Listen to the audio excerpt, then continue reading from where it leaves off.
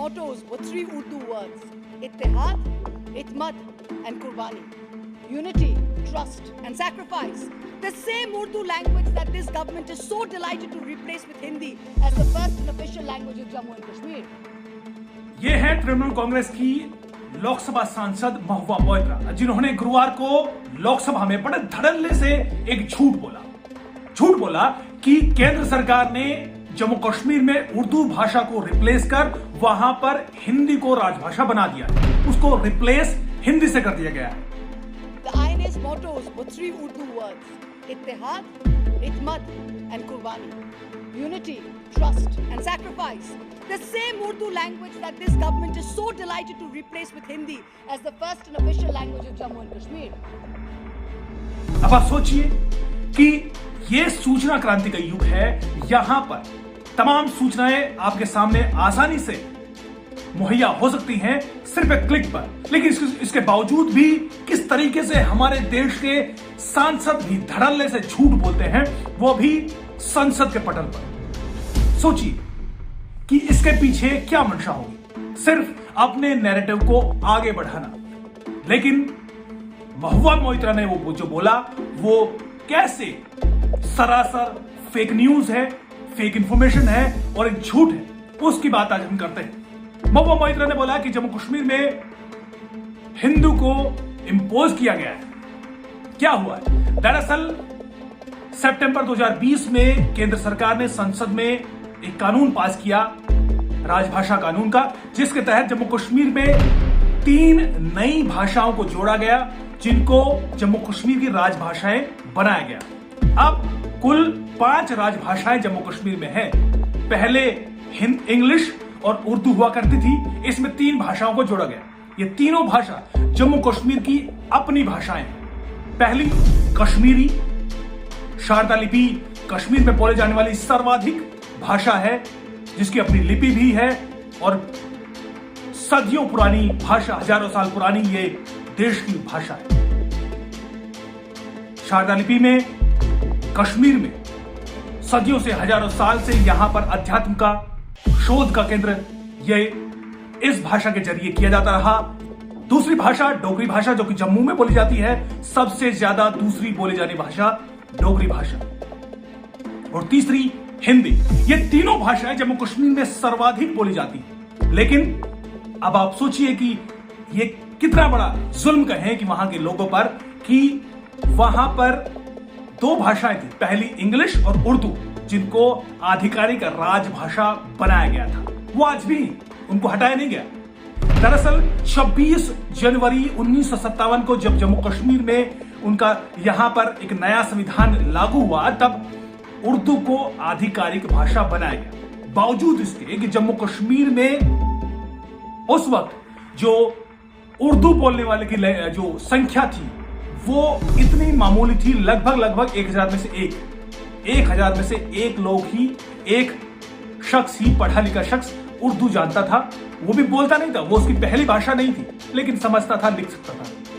लेकिन इसके बावजूद भी उर्दू को जम्मू कश्मीर की आधिकारिक भाषा बना दिया गया। साथ साथ इंग्लिश हमेशा ऊंचे संस्थानों की, या ये कहें कि उच्च न्यायालयों की असेंबलीज में या फिर सचिवालयों में जो भाषा यूज होती रही वो इंग्लिश होती रही, और निचले दर्जे के दफ्तरों में, ऑफिसेज में, मसलन पुलिस स्टेशन पर, जिला स्तर के दफ्तरों में, तहसील स्तर के दफ्तरों में, छोटे मोटे स्तरों पर, वहां पर उर्दू भाषा का इस्तेमाल होता रहा। लेकिन 60-70 साल बीत जाने के बावजूद भी जम्मू कश्मीर में जो उर्दू बोलने वालों की संख्या थी वो 1% भी नहीं हो पाई। सोचिए, सब काम उर्दू में हो रहा है, लेकिन यहां पर बोलने वालों की संख्या 1% भी नहीं थी। 2011 का सेंसस कहता है कि जम्मू कश्मीर में उर्दू लिखने, पढ़ने, बोलने वाले उर्दू भाषी लोगों की जो संख्या है वो 0.16% है। 1% के भी 1/4 से भी नीचे। सोचिए, ये जम्मू कश्मीर की राजभाषा उर्दू का हाल है, क्योंकि इसको इंपोज किया गया था। उर्दू कभी जम्मू कश्मीर की भाषा कभी रही नहीं। इसको जो कश्मीरी नेता है जिन्होंने राज किया 7 दशकों तक, उनका कहना है कि दरअसल ये तो पहले से ही उर्दू इस्तेमाल होती रही जम्मू कश्मीर में। हाँ होती रही। 1889 में महाराजा प्रताप सिंह ने उर्दू का इस्तेमाल शुरू किया, लेकिन ये इस्तेमाल अंग्रेजों के साथ और अन्य जो रियासत थी उनके साथ पत्राचार के लिए इस्तेमाल होती थी, क्योंकि उस वक्त अंग्रेज अन्य रियासतों में जो पत्राचार करते थे लोकल स्तर पर वो उर्दू में किए जाते थे। लिहाजा महाराजा हरि सिंह ने भी इसको लागू किया, लेकिन आधिकारिक भाषा नहीं बनाया। आधिकारिक भाषा बनाया गया जब संविधान लागू हुआ 1957 में। ये उस वक्त उर्दू में पोस्ट की गई थी महुआ मोइत्रा जी। अब आप सोचिए कि 7 दशक बीत जाने के बावजूद भी यहां पर बोलने वालों की संख्या 0.16%, जबकि यहां की जो अपनी भाषाएं कश्मीरी है, डोगरी है और हिंदी जो तीसरी सबसे बड़ी लैंग्वेज है, जो सबसे ज्यादा ये कहें कि डोगरी से भी ज्यादा हिंदी बोली जाती है, आमतौर पर जो सबसे ज्यादा बोली जाने वाली भाषा है, ये भाषाओं को ऐड किया गया है जब आर्टिकल 370 हटाया गया 5 अगस्त 2019 को। उसके बाद केंद्र सरकार के पास शक्तियां आई, वो तमाम अड़चनें हट गई, जिससे जम्मू कश्मीर के यहाँ के लोगों की जो आकांक्षाएं थी, उनके जो अपने उद्गार थे, उनकी जो अपनी इच्छाएं थी, उनको पूरा किया जा सके। इच्छाएं क्या थी कि जम्मू कश्मीर की अपनी कश्मीरी भाषा, जो कि सबसे ज्यादा बोले वाली भाषा है, लगभग 55% लोग कश्मीरी बोलते हैं। कश्मीरी की हालांकि कई अलग अलग बोलियां हैं, किश्तवाड़ी है, सिराजी है, दार्दिक है, थोड़ा बहुत डिफरेंट है, लेकिन तमाम ये कश्मीरी के जो अपनी कोट है, इसमें जो बोलने वाली भाषा है ये लगभग 55%। दूसरी बोली जाने वाली भाषा हिंदी है, जो कि 21.41%। ये जो आंकड़े हैं ये 2011 के सेंसस के आधिकारिक आंकड़े हैं, मेरे आंकड़े नहीं है। ये वही आंकड़े हैं जिसको केंद्र सरकार को जम्मू कश्मीर की सरकार ने ही दिया होगा बनाकर, राज्य ही देता है। सेंसस आयोग जो बनाया होगा उसको दिया होगा राज्य सरकार ने। ये उन्हीं के आंकड़े हैं। 21.41% हिंदी बोलने वाले हैं, दूसरी सबसे बड़ी भाषा। तीसरी डोगरी, लगभग हिंदी से थोड़ा कम 20.60%, लगभग 21% डोगरी वहां पर बोली जाती है, जिसमें डोगरी में भद्रवाही भी है, जिसमें एक अलग लैंग्वेज है, जम्मू के तमाम बड़े क्षेत्रों में बोली जाने वाली भाषा है। तीसरी भाषा उर्दू से ज्यादा जम्मू कश्मीर में, आप हैरान होंगे, पंजाबी बोली जाती है। पंजाब के बहुत सारे ऐसे नेता हैं जिन्होंने कई बार 5 भाषाएं किया गया राजभाषाओं को, डोगरी, कश्मीरी और हिंदी को जब जोड़ा गया, ये भी बात उठी थी कि पंजाबी को क्यों नहीं ऐड किया जाए। उर्दू से ज्यादा बोले जाने वाली भाषा तो पंजाबी भी है। अब आप सोचिए कि ये हालत है। अब प्रोपेगेंडा क्या किया जा रहा है? तृणमूल कांग्रेस के सांसद कितने धड़ल्ले से झूठ बोलती है कि रिप्लेस नहीं किया है, 3 नई भाषाओं को ऐड किया है।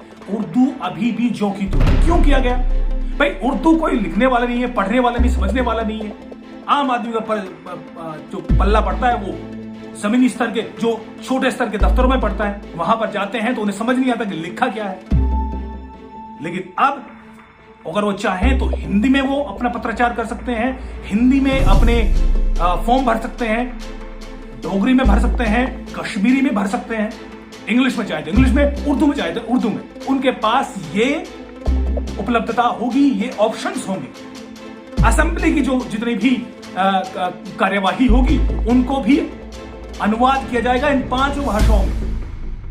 पहले आप उर्दू में कर दो, पढ़ने वाला कोई नहीं, समझने वाला कोई नहीं, लेकिन आप 5 भाषाओं में होगा, जिसको जो काम करना हो काम करिए।